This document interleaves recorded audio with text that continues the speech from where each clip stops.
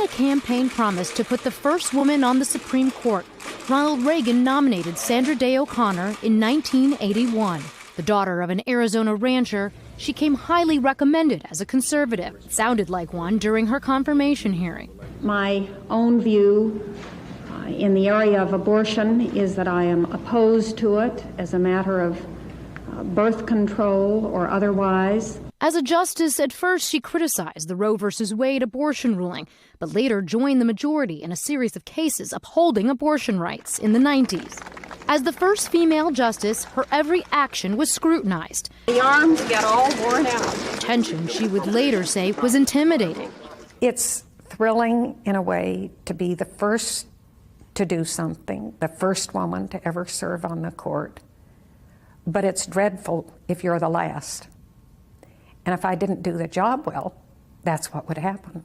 During her 24 years on the court, O'Connor became less tied to a single judicial philosophy. She was sometimes with the conservatives, approving taxpayer-funded vouchers for students at religious schools, voting to end the 2000 Florida recount between George W. Bush and Al Gore, and advocating for states' rights against federal control. There is a role that remains for the states, and I am a believer in that designated role.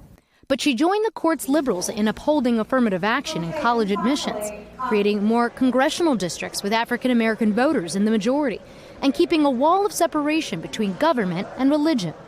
O'Connor was a frequent guest at Washington social events, often dancing with her husband, John, and met with student groups, especially young women around the country. But at age 75, she abruptly announced her intention to step down for health reasons. Not hers, but her husband's. She became an advocate for medical research. My beloved husband, John, suffers from Alzheimer's. He's had it for a long time now, and he's not in very good shape. John O'Connor died at age 79 in 2009. She remained active, urging states to do away with elections for judges, which she said made the courts too political.